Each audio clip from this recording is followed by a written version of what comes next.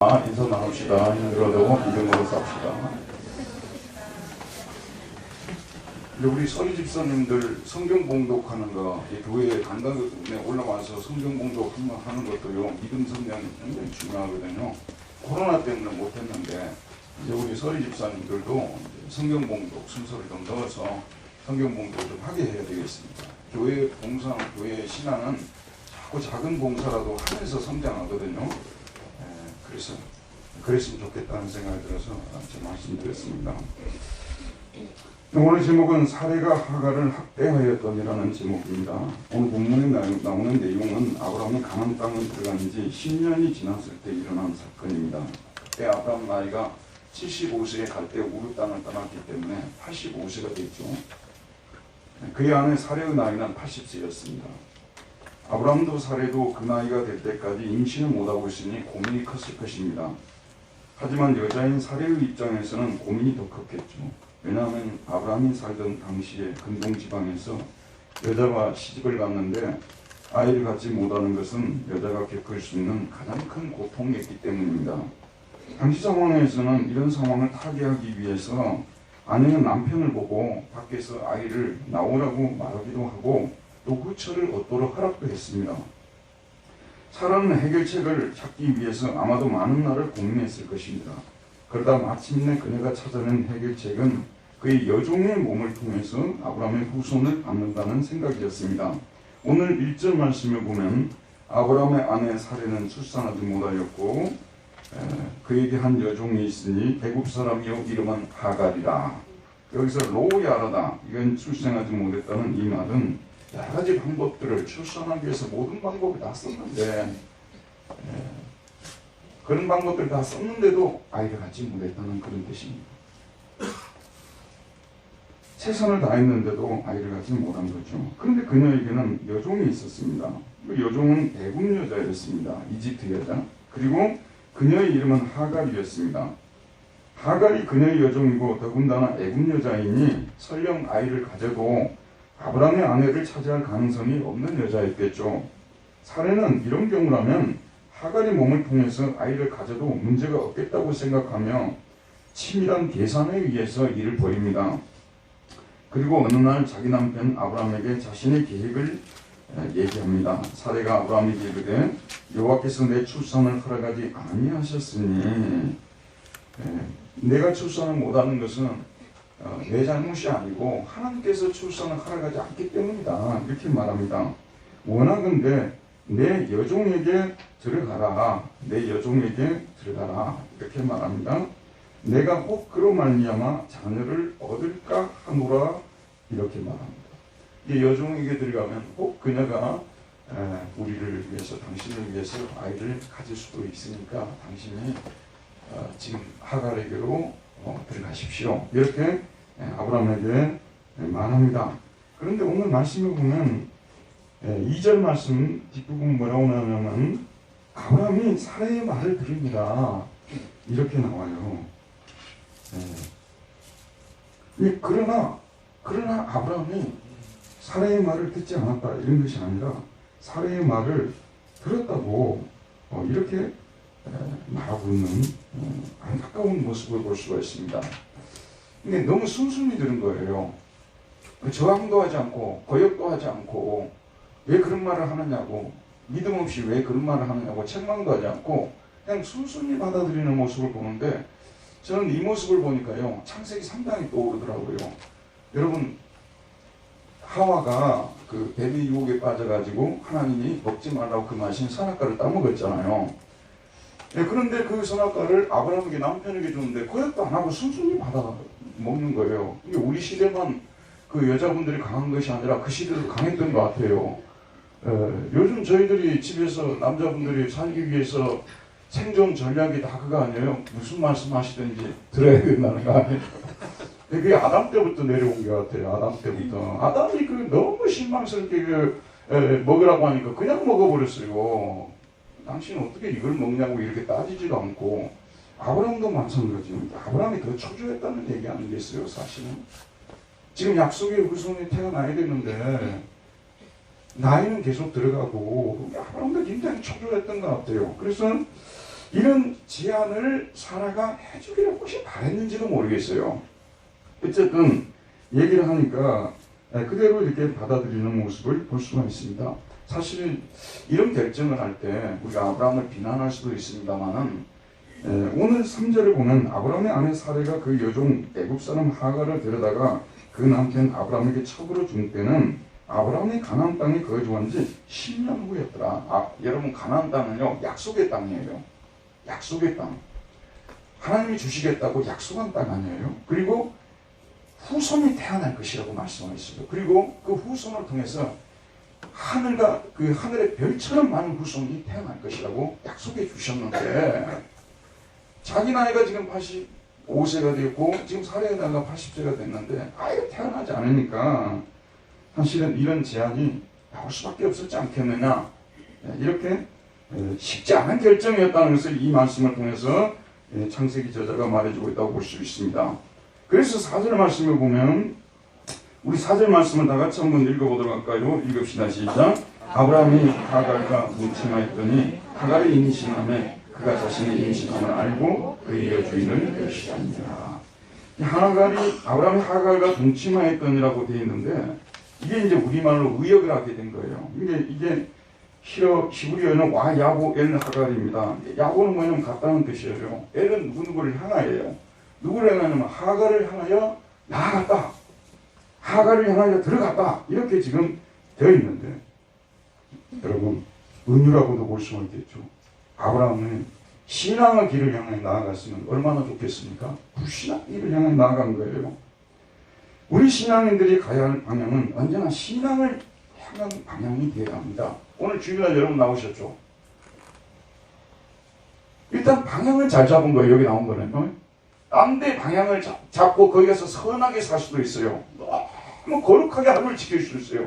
여기 와가지고 주일날 혹시 시험 들 수도 있고 그렇게 은혜 받지 못하고 돌아갈 수도 있어요. 하지만 방향을 바로 잡는 게 중요합니다. 여러분.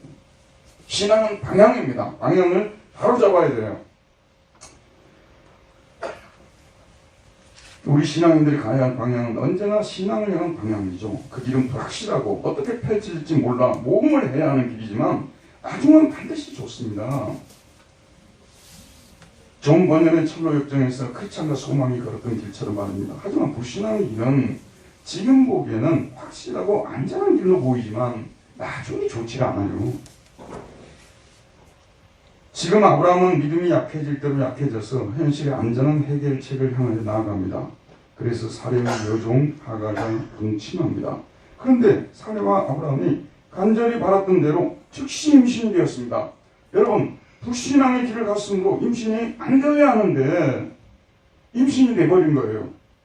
여러분 우리 신앙인들이 불신앙의 길로 나아감에도 불구하고 도리어 형통하는 경우들도 있음을 잘 알고 있어야 합니다. 이 신앙생활도요 소위 말해서 논리라는 것이 있어요. 그냥 아무렇게나 전개되는 게 아니에요. 우리가 불신한 길을 갔는데도 너무 형통해버릴 수가 있어요. 요나가 그랬잖아요. 요나가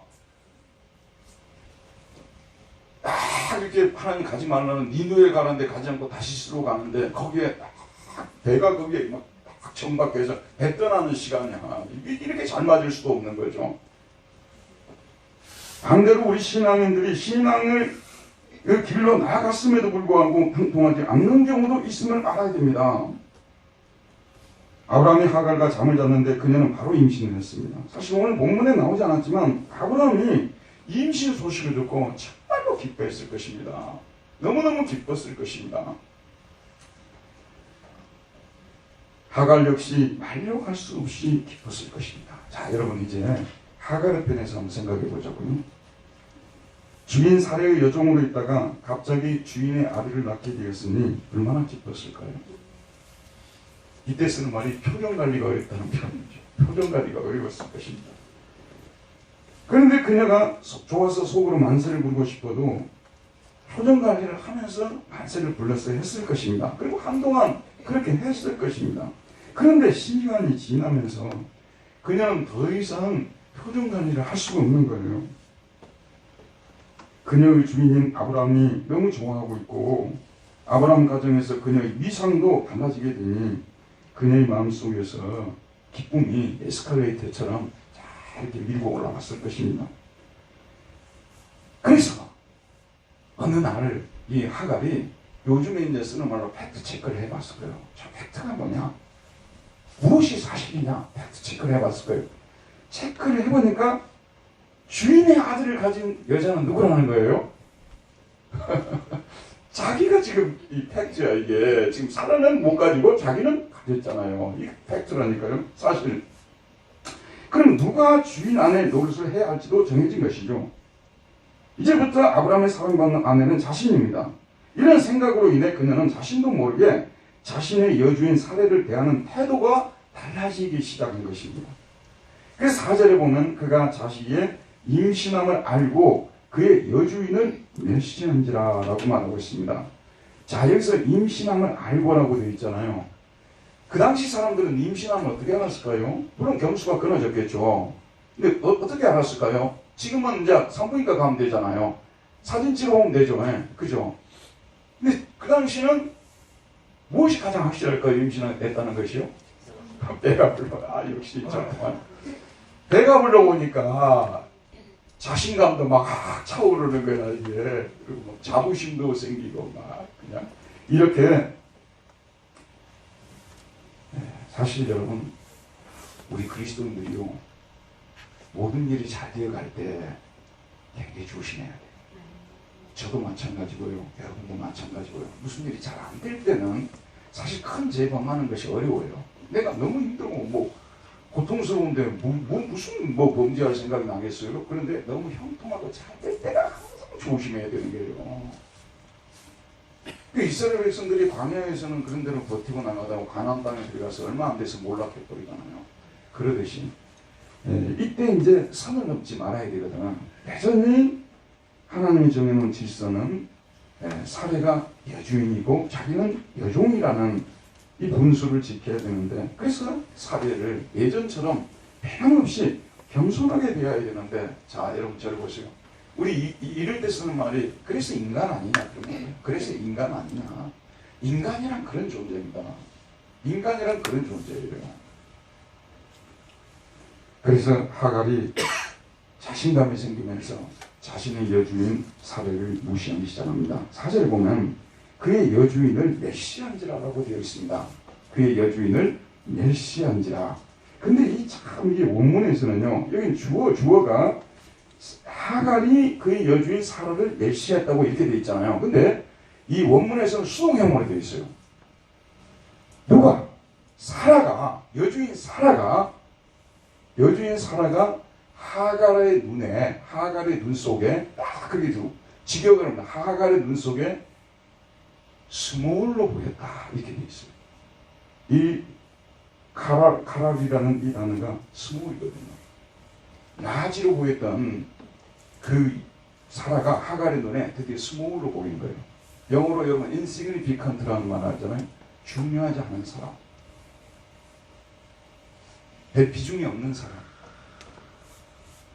이렇게 자기 눈에 사라가 그렇게 비치기 시작한 거예요. 이제 영어로는 디스파이즈로 번역했죠. 사라가 하갈의 눈에서 하갈에 의해서 무시를 당한 거예요. 무시를 당하게 된 겁니다. 이렇게 됐어요. 자, 여러분, 이 상황은 사라로서는 너무 억울한 상황이지만 이 상황을 초래한 장본인은 누구죠? 누가 이 상황을 초래했어요? 사례 자신이죠. 그녀가 신앙의 길이 아니라 불신앙의 길을 갔으므로 당연히 그녀 자신이 감수해야 할 일이었습니다.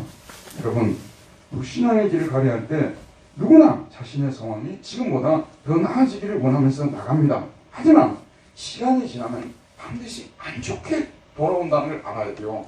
저와 여러분도 신앙생활 하는 지 1, 2년 하신 분들이 아니잖아요. 10년 하신 분들과 20년 하신 분들과 30년 하신 분들, 경험을 통해서 배우는 것입니다. 경험을 통해서 배우는 거 아니에요.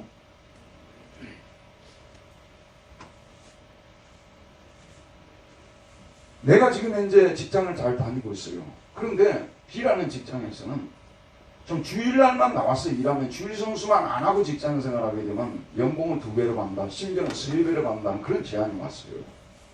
그럼 어떻게 해야 되겠습니까, 여러분? 물론 큰 부잣집이란 모르겠습니다만 그냥 그럭저럭 살아가는 집이라고 생각했을 때 단호하게 거절하기가 어렵죠. 단호하게 거절하기 어려워요. 그런데 이렇게 해서 불신앙의 길로 들어서게 되면, 여러분 오늘 주일 설교는 아닙니다만 다시 한번 제가 말씀드릴게요. 하나님께서 십계명을 정하실 때는요, 그냥 정하신 게 아닙니다. 안식일을 기억하여 거룩히 지키라고 했을 때는요, 모든 일을 중단하고 우리 하나님 앞에 믿는 백성들이 모여서 함께 예배드리며 지키라는 거예요. 이런 말도 요즘 사람들은, 특별히 신학자들이나 목사들이 나와가지고 뭐 그렇게 지켜야 꼭 지키는 거냐고 시비를 걸고 합니다만, 사실은 여러분들이 그럴 때 알아야 돼요. 그 목사가 나를 위해 사는 말인가, 자기를 위해서 하는 말인가를 잘 알아야 돼요. 목회를 해도요, 성도를 위해서 목회하는 사람도 있고요, 자기 자신들 유튜버 돼가지고 돈 벌려고 하는 사람들도 있고 그런 거예요. 여러분 잘 알아야 돼요. 하나님께서 안식일을 기억하여 거룩히 지키라고 할 때는요, 손해를 볼 때에도 힘이 들고 고통스러워도 방향을 이쪽으로 들고 주일날 나오는 것입니다. 이런 것을 잃어버리게 되면요, 적당히 타협하기 시작하게 되면 나중에 돌아오는 것은 뭐냐, 멸시밖에 안 돌아가요. 사라가 잘못된 선택을 해서 결국은 자기가 멸시 당하잖아요. 믿는 사람은 믿음의 방법으로 살지 않으면 멸시를 당하게 돼 있어요. 목사는 뭐 하는 사람이냐 그러면요, 먼저 이런 일을 경고해 주는 사람들이고, 그렇게 하지 못하도록 막아주는 사람들이 목사들 아니겠어요. 뭐하라고 우리를 갖다가 여기 월급 줘가면서 여기다 세우겠어요. 그런 말을 하라고 하는 거죠. 그럼 결론적으로 목사님이 전한 말씀대로 했더니, 아하, 이게 옳은 길이었구나, 하나님이 나를 무시당하지 않게 하셨구나, 그래서 하나님께 영광을 돌리게 되고 그런 거 아니겠습니까? 사례가 결국은 초래한 길입니다. 늦었지만 회개하고 돌아야 되는데, 또 사례의 모습이 또 우리 모습이에요. 지금 이 상황이 됐는데도 뭐라고 얘기하냐면, 오히려 주변을 원망하는 모습을 보게 됩니다. 우리 5절 말씀 오늘 많이 길지 않습니다. 5절 말씀 큰 소리로 한번 읽어보도록 합시다. 시작. 사례가 아브라함에게 이르되 내가 받는 모욕은 당신이 받아야 보다. 내가 나의 여종을 당신의 품에 두었거늘 그가 자기 임신함을 알고 나를 멸시하니 당신과 나 사이에 여호와께서 판단하시기를 원하노라. 당신과 나 사이에는 남진 노래인데, 당신과 나 사이에 진짜 어렸을 때 많이 불렀어요. 저 바다가 없었다면. 또 우리 마을은 바다가 앞에 있어요. 그 바다도 보통 바다가 아니고 한리수도예요. 한리수도는 일본으로 가는 길이잖아요. 우리 앞 딱 보면 바로 한리수도예요. 이 남진 노래 엄청나게 불렀어요. 근데 지금 사실은 이 원천이 여기 있었네요. 사례가 아브라함에게 이르되 내가 받는 모욕은 당신이 받아야 옳도다. 사실 지금 보게 되면 자기가 잘못해놓고 책임을 누구한테 돌리고 있는 거예요? 자기 남편한테 돌리고 있잖아요. 자기 남편한테. 거기에다가 투자하지 말라고 했는데 남편 몰래 살짝 투자해놓고 나중에 왜 말리지 않았냐고 남편을 원망하는 분들하고 똑같은 거예요. 내가 받는 모욕은 당신이 받아야 옳도다. 내가 나의 여종을 당신의 품에 두었거늘. 자기가 그냥 큰 선행을 한 것처럼 말해요. 내가 내 여종을 당신의 팔에다가 이렇게 안겨줬지 않느냐, 품에다가 안겨줬지 않느냐, 큰 선행을 한 것처럼 사라가 말하고 있습니다. 예수 믿는 사람도요, 하루아침에 좋은 신앙이 될 수 없어요. 이 사라가 구원 못 받은 사람도 아니고요, 믿음이 좋은 여자라고 밖에 나가면 알려진 사람이에요. 그러나 또 어떤 때는 보게 되면 정말 불신한 사람하고 거의 똑같은 차원에서 행동하는 저나 여러분도 될 수 있다는 것을 항상 생각해야 된다는 그런 말씀이에요. 그래서 그가 자기의 임신함을 알고, 이 당신 종 하갈이 자기가 임신함을 알고 나를 멸시하니 당신과 나 사이에 여호와께서 판단하시기를 원하노라, 이렇게 말하고 있습니다. 자, 인간이 한번 꼬이기 시작하면요, 자신이 당하는 불행의 원인을 사실은 자신이 초래해놓고요, 주변에게 돌리는 경우가 굉장히 많아요. 아담도 그랬고 하와도 그렇고요. 지금 여기에 등장하는 이 사람도, 심지어는 가인도 그래요. 동생 쳐죽여놓고도 자기가 오히려 더 정당하게 막 얘기하는 모습을 볼 수가 있거든요. 한번 꼬이기 시작하면 자꾸 꼬이는 거예요. 원인을 주변 사람에게 돌리고 하나님께 돌리게 되어 있습니다. 자, 그러면 사례의 이 원망에 대해서 아브라함이 내린 조치를 우리 한번 보도록 하겠습니다. 6절 마지막으로 한 번만 더 읽읍시다. 6절입니다. 시작. 아브라함이 사례에게 이르되 당신의 여종은 당신의 시중에 있으니 당신의 눈에 좋을 대로 그에게 행하라 하매 사례가 하갈을 학대하였더니 하갈이 사례 앞에서 도망하니까 자 당신의 여종이 당신의 수중에 있으니 당신의 눈에 좋을 대로 하라. 이것도 정말 솔로몬의 지혜죠. 자기 손에 뭐 더러운 거 안 묻히겠다는 그런 얘기 아니에요. 자기가 해결 안 하고 사람처럼 막 떠넘기는 당신이 문제를 사실은 저지른데 당신이 해결해야 될 거 아니냐고 우리 부부들 사이에서 충분히 일어날 수 있는 일들이 지금 벌어지고 있는 거예요. 하갈은 당신의 몸종이니 그녀를 죽일 수도 살릴 수도 있는 권한이 당신에게 있으니 당신이 결정을 내리라는 것입니다. 맞는 말입니다. 하갈은 사례의 여종이죠. 그녀는 그럴 수 있는 권리를 가지고 있습니다. 사례는 그럼 어떤 결정을 내릴까요? 자, 이 상황에서 사례가 하갈을 학대했다고 되는데 이 아나동사는 이게 누르다는 억압하다는 뜻이에요. 그 다음에 좀 비참하게 만들어버리다 그런 뜻입니다. 그 다음에 아주 그냥 잘못 다루는 거예요. 이렇게 막 학대하다 비슷한 뜻이죠. 괴롭히고. 저는요 사람이 그 괴롭힌다는 것에 대해서 최근에는 물론 뭐 여러분 뭐 괴롭히는 그런 것들을 우리가 여러 영화라든지 문학을 통해서 많이 봤을 겁니다만 최근에 제가 지난 시간에도 한번 인용했잖아요. 빙점을 영화로 된 걸 한 시간 몇 분짜리 영화로 된 걸 한번 봤어요. 여러분도 그거 꼭 좀 찾아서 보면 좋겠어요. 이번에 이제 제가 교보에 가서 책을 사려고 하니까 인터넷으로 주문해 이제 없다 그러더라고요. 네, 기른 이야기하고 빙점은 우리 기독교인들의 필독서라고 저는 생각하거든요. 거기 보면 진짜 재밌는 일이 벌어지는 거예요. 남편의 그 동료 의사가 있는데 남편의 와이프하고 조금 이렇게 이 사람 동료 의사가 남편의 와이프한테 자꾸 접근을 해가지고 소위 말해서 좀 이게 자꾸 이렇게 사랑을 고백하는 거죠. 근데 자기 부인은 그걸 신청 안 했거든요. 받아주지 않았거든요. 근데 남편이 오해를 해가지고 그러던 사이에 자기 자녀가 죽었어요. 그 딸이 하나밖에 없는데 밖에 산책 나갔다가 죽었어요. 그래서 이제 입양을 해서 키우는데 그 딸을 너무 예뻐했죠. 입양을 해서 이제 자기 딸 생각하면서 나중에 알고 보니까 살인자의 딸이라는 것을 알게 된 거예요. 그 딸이 살인자의 딸이라는 거예요. 그것을 알게 된 후에 그 의사 와이프가 그 딸을 괴롭히는 그걸 보여주는데 잊었던 것을 다 이걸 생각했어요.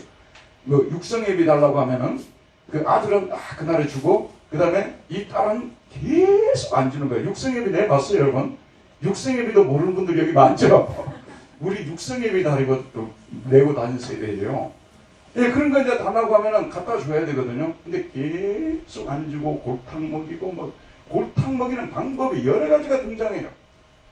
그래서 나중에 이제 그 아이가 죽으려고 밖에 나가서 막 자살 소동을 벌이고 그러지 않습니까? 근데 나중에 알고 보니까 살인자 딸이 아니었어.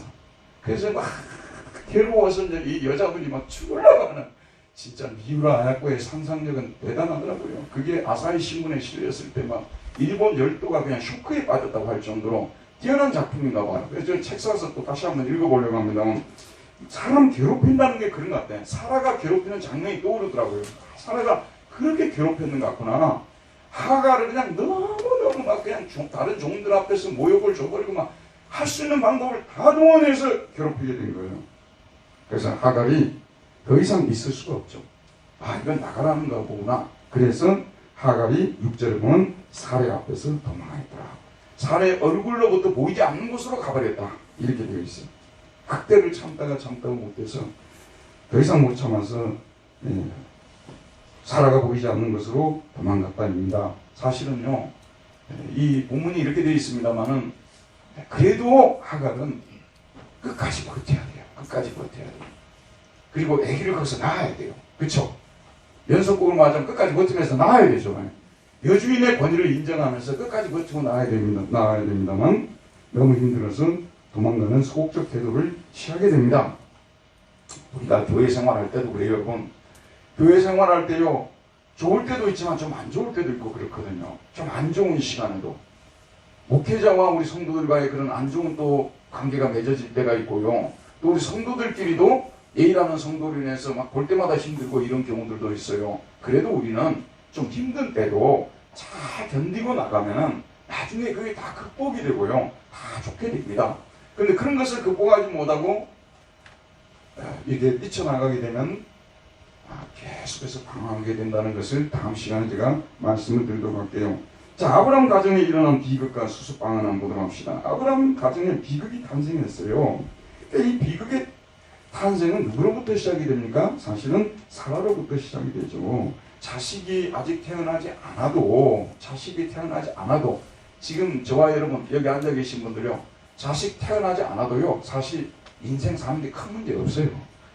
자식이 태어나서 문제인 가정이 더 많아요. 제가 볼 때는 자식 안 태어나도 되는데 그래도 하나님이 주시면 주실 때가 되면 주실 것이라고 생각하고 좀 더 참고 기도하고 나가면, 우리가 살 때 이런 경우들 많잖아요.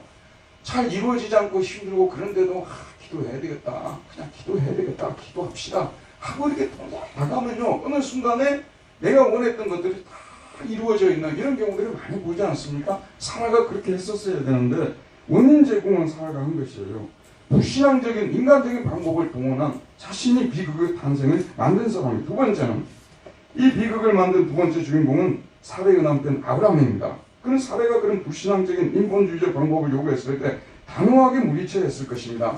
우린 약속을 믿고 살아가는 믿음의 백성 아니냐, 그런 불신앙적인 방법은 꺼내지도 말아라. 하나님은 그분이 하신 약속을 반드시 지키시는 분이시니 좀 더 기도하고 기다립시다. 이렇게 아브라함이 사라에게 권면하고 그렇게 못하도록 막았어야 됐잖아요. 비극의 세 번째 주인공은 사레의 몸종 하갈입니다. 그녀는 도저히 얻을 수 없는 기회를 얻었습니다. 그녀는 아이를 임신할 줄 알았을 때 겸손하기만 하면 되었습니다. 하지만 겸손하지 못하고 교만해져서 여주인 사레를 멸시했습니다. 그로 인해 사레의 분노를 야기시키고 결국은 학대를 당하게 되고 자기 발로 그 집을 떠나게 됩니다. 가정의 비극이 탄생하는 데에는 언제나 불신앙적 태도가 자리를 잡고 있음을 알아야 됩니다. 가족 구성원들 중 누군가가 불신앙적인 행동을 하려 할 때 신앙 있는 사람이 막아서야 된다 그 말이에요. 이렇게 불신앙적인 행동을 하면 예수님을 이제 남편이 예수님을 안 믿는 경우들도 있고 또 부인이 안 믿는 경우들도 있잖아요. 이럴 때는 우리가 좀 더 지혜롭게, 좀 더 인내하면서 좀 더 조심스럽게 접근을 해야 되겠습니다만, 그럼에도 불구하고 불신앙적으로 우리가 살아가게 되면요 결국은 망하게 됩니다. 당신 교회 다니는 거 주일 꼭 가야 되냐고, 오늘은 그냥 놀러 가자고 따라가지 마세요. 이런 경우는 나는 아무리 당신 남편이라도 나는 이 경우는 난 순종할 수 없다고 단호하게 나가십시오.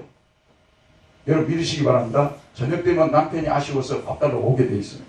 아무리 안 믿는 남편들이라도요 그렇게 되어 있습니다. 그런데 우리가 너무 쉽게 오히려 우리 편에서 타협을 해버리는 거예요. 가정에서 믿음 좋은 한 사람만 있으면 그 사람 그 가정 구하는 거예요. 노아의 가정에서 믿음이 좋은 사람 몇 명 있었어요? 노아의 가정에서 믿음이 좋은 사람 몇 명 있었어요? 노아 한 사람 있었지 않습니까? 그냥 노아의 가정은 다 구했어요.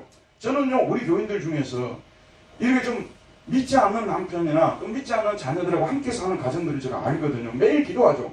그러나 문제는 뭐냐, 내가 중요한 거라니까요. 내가 믿음을 지키고 믿음대로 굳건히 나아가게 되면 언젠가는 그들도 하나님께로 돌아오게 됩니다. 비극의 탄생은 결국은 믿음대로 사는 사람 한 사람이 없어서 생기는 거예요. 셋 다 지금 잘못된 거라고 말이에요. 아브라함도 그러고 사레도 그러고 하갈도 그러고 다 잘못됐어요. 자, 그런데 이제 이 부부가 아차하는 순간이 온 거예요. 이제 깨달은 거예요. 자기가 한 행동들이, 자기들이 한 행동이 정말로 하나님 앞에 잘못된 행동이구나. 그래서 이 큰 화근을 초래했구나. 그럼 어떻게 수습을 해야 될 것이냐. 이렇게 해서 하갈에게 맡겼는데, 하갈의 방법이 뭐냐 그러면요, 사라에게 맡겼는데 사라가 택한 방법은 하갈을 쫓아내는 것입니다. 사실은 하갈이 나갔지만 사라가 쫓아낸 거나 마찬가지잖아요. 사라가 쫓아냈어요. 하갈을 쫓아냈어요. 이게 이제 지금 벌어진 이 화근을 수습하는 소위 말해서 방책이다, 비책이라고 볼 수가 있는 거죠. 하갈을 쫓아냈던 것이 무엇이냐 그러면요, 하나님의 지혜와 능력을 통해서가 아니라 자신의 깨와 능력을 통하여 하나님의 약속을 이루고자 하였던 옛사람을 추앙했다는 것을 의미합니다. 여러분 저를 보세요. 누구나에게 하갈은요, 하갈은 누구나에게 이게 아주 조용히 들어와서 자리를 잡아버립니다. 우리 예수 믿는 사람들이 하나님이 직접적으로 간섭하지 않을 때가 사실 그때가 좋은 때가 아니에요. 내가 좀 하갈의 방법으로, 인간적인 방법으로 세상을 좀 살아가려고 하고 예수 안 믿는 사람들이 쓰는 그런 방법을 통해서 내가 세상을 살아야 되겠다 할 때 하나님 즉刻간섭해 주시면 얼마나 좋겠습니까? 그런데 하나님께서 내버려 두는 경우가 더 많잖아요. 그래서 슬그머니 하갈이 인간의 지혜와 방법으로 내 깨로서 세상을 살아가야 되겠다는, 심지어는 하나님이 도와주지 않을 때에도 나는 내 방법으로 내 지혜로 살아가야 되겠다는 은밀한 그런 생각을 내 속에다가 딱 받아들이고, 그게 이제 하갈이 들어왔다는 것이거든요. 근데 하갈은요 굉장히 성장 속도가 빨라요. 성장 속도가 빠릅니다. 예전에요 뉴스위크라든지 타임즈 같은 것을, 저는 대학교 때 뭐 좀 자랑이 될지 모릅니다만 1학년 때부터 타임 감독을 했거든요. 타임 같은 거 읽으면 사실 그 내용이 그렇게 쉽게 잘 안 들어와요. 근데 그때 썬데이 서울이 나왔어요. 썬데이 서울은요 한 번 이렇게 딱 뜯어보면 내용이 거의 들어와 버려요. 안 좋은 거는요 우리한테 너무 빨리 들어와서 자리를 잡아버린 거예요. 그래서 예수 믿는 사람도 조심해야 돼요. 조심해야 돼요. 신앙이 제대로 박히지 않은 사람들이 하는 그런 충고들에 귀를 기울일 필요가 없어요, 여러분. 그 사람들 말 듣고 그 사람들 지혜를 쫓아갑니다. 투자 같은 것이 필요 없다는 얘기가 전혀 아니에요. 우리 교회도 뭐 그런 일을 종사하는 분들이 계시고요. 그렇지만 이런 것을 가지고 불로소득으로서 뭔가 한 건을 해보겠다는 이런 생각이 우리 속에 들어오려고 할 때 그런 것들은 과감하게 물리쳐야 된다, 그런 말씀이에요. 결국은 그런 것들이 화근을 초래해가지고 우리가 얼마나 큰 고통을 가져다 주는지. 하갈이 우리 안에 들어올 때 이걸 추방을 해버려야 되는 것입니다. 그러나 결국은 늦었지만 이 아브라함과 사레가 하갈을 내쫓음을 통해서 문제를 해결해 나가는 방법을 볼 수가 있습니다. 그런데 참 재밌는 게 뭐냐면요, 바울이 이 하갈과 누굽니까 지금 사레의 얘기를 우리가 어떻게 의롭게 여김을 받느냐, 이 문제를 설명하면서 갈라디아서 4장에 인용을 하고 있음을 볼 수가 있습니다. 일단 제가 한번 읽어드릴게요. 내게 말하라, 율법 아래 있고자 하는 자들아, 율법을 듣지 못하였느냐? 기록된 바 아브라함에게 두 아들이 있으니 하나는 여종에게서 하나는 자유 있는 여자에게서 나는도다.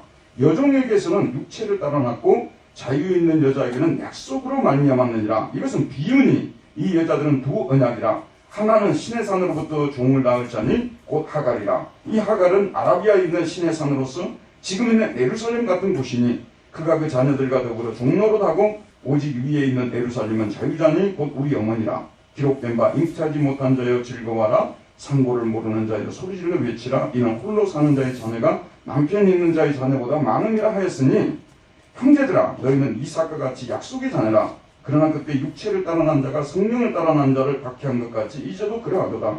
그러나 성경이 무엇을 말하느냐? 여종과 그 아들을 내쫓으라.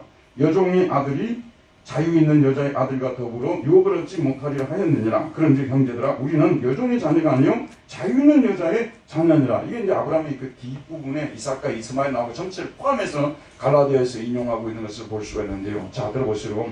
우리가 의롭게 되는, 하나님 앞에 의롭게 되고 구원을 받는 방법은 하나님의 약속을 믿음으로, 약속을 믿는 자에게 하나님께서 안겨주는 것이 하나님의 의라는 거예요. 자, 여러분 모두 여러분 앞에 있는 성경책을 잠깐 들어보시길 바랍니다. 손으로 들어보시길 바랍니다. 이걸 이제 하나님께서 우리 믿는 자들에게 하나님이 위에서부터 하나님의 의라는 것을 떨어뜨려 주는 거예요. 알겠죠, 여러분? 그래서 우리는 손으로 이렇게 받는 것입니다. 우리가 구원을 받는 데 있어서는 율법하고 아무런 관계가 없어요. 믿는 자에게 구원은 하나님이 위에서부터는 선물이라니까요. 저와 여러분들은 하나님의 의라는 것을 다 선물로 받은 사람들이에요. 이해하시겠죠, 여러분? 그러니까 구원을 받는 데 있어서는 전적으로 우리가 한 일도 아무것도 없다는 말씀이 되는 거예요. 우리 성도들이 이 부분을 많이 착각하기 때문에 제가 정리를 시켜드릴게요. 지금 여기 앉아있는 분들, 부모님들이 여러분 낳을 때 혹시라도 내가 협력을 한 사람 손 한번 들어보세요. 여러분 낳을 때 내가 부모님이 낳는 이 고통이 얼마나 클까 좀 협력해야 되겠다고 하고 뱃속에서 너무 힘드시니까 내가 가만히 있어야 되겠구나 하면서 협력한 사람 손 한번 들어봐요. 요즘 이제 생물학이 많이 발달해가지고 뭐 협력하는가 뭐 이제 우리 민규같이 그런 데 잘하는 사람은 해결할 수 있는지 모르겠어요. 근데 제가 알기로는 뱃속에 든 아이가 협력할 수 있는 게 아무것도 없다고 보거든요. 구원은 그런 거예요. 구원은 전적으로 협력할 게 없어요. 행위를 덧붙일 것이 없어요. 그런데 갈라디아 교회에 들어온 이런 이단 사상가들은, 이 유대주의자들은 우리 구원 예수 믿는 것만으로 족하지 않고 우리 행위를 덧붙여야 된다는 거예요. 우리 행위 없이는 구원 못 받는다는 게 결론이요. 얼마나 잘못 가르치는 것입니까? 결국 우리 행위를 구원에다가 딱 이렇게 연결시켜 놓으면요, 우리 죽을 때까지 부자유한 사람이 될 수밖에 없어요. 불행한 사람들이 될 수밖에 없어요. 결국 구원은 우리가 만들어내야 되는 것이거든요. 잘 들으십시오, 여러분. 그러면 행위는 뭡니까? 이거는 기독교의 가장 기본적인 근본적인 진리이기 때문에 내가 여러분을 조금 설명을 하는 거예요. 그럼 우리는 왜 행위를 해야 돼요? 구원받기 위해서, 하나님 자녀가 되기 위해서 우리는 율법을 지키는 게 아니에요. 믿음으로 우린 자녀가 되는 거 확실합니다. 아멘. 문제는 우리가 안식일을 기억하여 거룩히 지키고, 그 다음에 하나님만을 섬기고, 하나님의 이름을 망령되이 여기지 않고, 내 부모를 공경하고 도둑질하지 않고 살인하지 말고, 이것을 지키면 누가 기뻐하는 거예요? 누가 기뻐하는 거예요? 하나님께서 기뻐하는 거예요. 그래서 우리는 선행을 하는 이유는 우리 구원을 받기 위해서가 아니라 누구를 위해서요? 하나님을 기쁘시게 해드리는. 그래서 저는 늘 그렇게 비유를 드리잖아요. 두 종류 자매가 있다. 교회 안에서. 구원은 받아놓고 하나님을 기쁘게 하는 행동은 전혀 안 하는 성도들이 있다는 거예요. 여러분, 구원을 은혜로 받고 또 감사해서 보답하는 마음에서 율법을 지켜서 하나님을 기쁘시게 해드리는 신앙인들로 반드시 가야 합니다. 이렇게 하나님을 기쁘시게 해드리면요, 하나님이 우리가 연약하기 때문에 네가 나를 기쁘시게 했다는 그 사인으로서 우리에게 생활 속에 일어나는 여러 가지 일들의 간섭을 하고 선물들을 안겨주는 거예요. 이 방법이 이렇게 되어져 있습니다.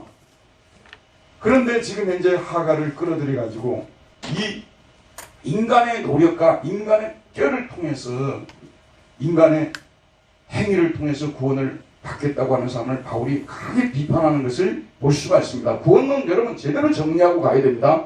제대로 정리하지 못하면 죽을 때까지 불행한 인생이 되는 거예요. 여러분 이미 구원을 받은 사람들인 줄 믿습니다. 구원은 뭐라고요? 받는 거예요? 얻는 거예요? 받는 겁니다. 얻는다는 것은 투쟁을 해서 자기가 가져오는 걸 얻는다는 것이고요. 받는다는 것은 위에서 내려주는 선물을 받는 걸 말하는 겁니다.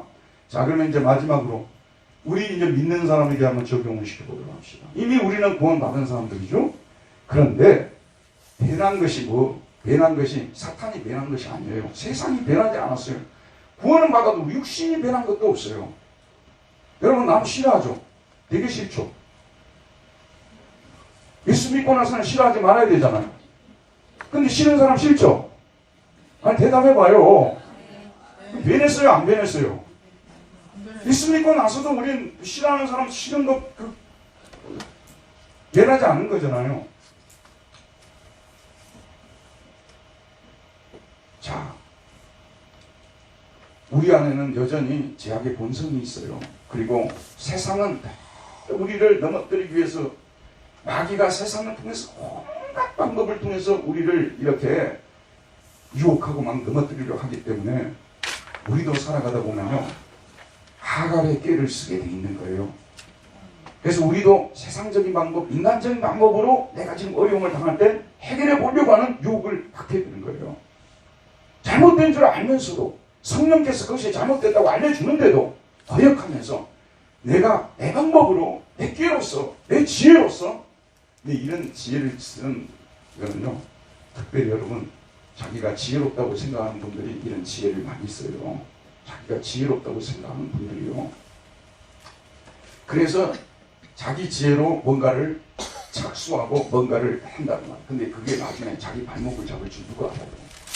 그건 그게 자기 발목을 잡는 거예요. 자기가 지금까지 이뤄놓은 것을 다 무너뜨려 버릴 수도 있어요. 평생을 통해서 이뤄놓은 것도요, 그 잘못된 방법을 내가 써가지고 결국은 망해버리는 이런 경우들이 많거든요. 그래서 우리 예수 믿는 사람들은요, 어려울수록 더 많이 기도를 해야 돼요. 위기가 다가올 때일수록 더 많이 기도해야 돼요. 그렇게 기도를 하게 되면 하나님께서 우리에게 반드시 가야 할 길을 가르쳐줘요. 그리고 이게 유혹이라는 것을 알려줘요. 그래서 우리가 올바른 길을 가도록 도와주시는 것입니다. 그래서 어찌하든지 하갈이 우리 안에 들어오지 못하도록 막아야 된다니까요. 교회도 마찬가지입니다. 교회가 어렵고 힘들잖아요. 그러면요, 세상이 하는 그런 방법들을 교회에다 막 끌어들이고 싶은 유혹이 막 생기는 거예요. 마케팅처럼 목사님들이 연예인처럼 막 행동하는 거 막 이런 거 뭐. 여러 가지 이런 방법들을 지혜를 끄집어내 가지고 교회를 갖다가 좀 더 좋게 만들려고 하지만은 교회가 그러면 그 순간부터요 교회의 그 향기를 잃어버리고 교회의 본질적인 모습을 잃어버릴 수 있는 유혹들이 있다는 것입니다. 교회는 말씀과 기도로 성장해야만 되는 겁니다. 다른 방법으로 성장하면 안 되는 거예요. 그래서 요즘 보게 되면 막 청년들 우리 교회 오게 되면 결혼 잘할 수 있게 만들어 주십니다. 막 홍보도 하고 이렇게 하는데 우리 교회 저희 아들부터 시작해서 결혼하지 못한 가정들이 여러 가정들이 있어요. 근데 우리 난망하지 말자고요. 계속 기도하면 하나님이 난 더 좋은 짝을 주시라고 믿어요. 아 요즘은 그 한번 서보는 게 너무 소원이야. 그 결혼식장 현재도 갔다 왔거든요. 그러면 우리 동창이 거기에 딱 서가지고 너무 부럽더라고요. 그거 좀 해봤으면 좋겠어요. 근데 하나님께서 그거 안 주시면 어떻게 하겠어요? 기도하는 수밖에 없죠. 우리 조상님 집사 되게 부럽더라고요. 네. 아들 둘을 저렇게 성공적으로 결혼을 시키시고. 근데 지금 이제 결혼을 못 시킨 가정들도 많아요. 우리가 할 일은 무엇이냐 그러면 하나님께 기도하고 기다릴 수밖에 없는 거예요. 이게 우리가 쓸 수 있는 방법입니다. 이것이 지혜입니다. 이런 방법을 통하지 않고 우리가 다른 세상적인 방법들을 받아들여 가지고 그런 깨로서 우리 문제를 해결하려고 나아가는 것. 제가 지금까지 인생을 살아보니까요. 제가 한 가지 잘 산 것이 있더라고요. 우리 초등학교 동창들이 동창이 결혼을 했어요. 왜 초등학교 동창들이 한 15명 모였어요. 쭉 이야기를 했어요. 근데 그 중에 제일 잘된 친구가 한국전력의 제 꼭대기 주변까지 가는 얘기였어요. 그 친구하고 둘이 이제 전철을 타고 오면서 그 친구는 자기 형이 당시에 약국을 했거든요. 그때는 약국을 하면요, 그냥 돈을 걷는 때였어요. 쟤는 이제 그걸로 공부를 한 거죠. 근데 너는 돈 하나도 없는데 내가 어떻게 거기까지 가게 됐는지 모르겠다고 나를 막 찬양을 하고 가더라고요. 그러니까 돈이 없으니까 하나님만 의지한 거 아니었겠어요? 돈이 없으니까 하나님만 바라본 거 아니었겠습니까, 여러분? 지금까지 살아보니까요, 그게 저에게 주신 하나님의 축복이었더라고요. 우리 믿는 사람은요, 위기를 당할 때도 당황하지 말고 끝까지 믿음으로 살아나가면 하나님께서 여러분의 인생을 생각지 못했던 소원의 항구로 인도하시는도다. 그런 은혜가 있을 줄 믿습니다. 자비하시는 하나님, 오늘도 생명의 말씀을 우리에게 주셔서 우리 믿는 자들이 어려움을 당할 때, 위기를 맞이할 때 어떤 방법으로 해결해 나가야 될지에 대해서 말씀해 주셨사오니 하가를 취하는 방법이 아니라 하가를 내보내는 방법으로 문제를 해결하고 나가는 우리 모두가 되게 하여 주옵소서. 예수님의 이름으로 기도하였습니다. 아멘. 다같이 찬송가 406장을 부르시겠습니다. 406장.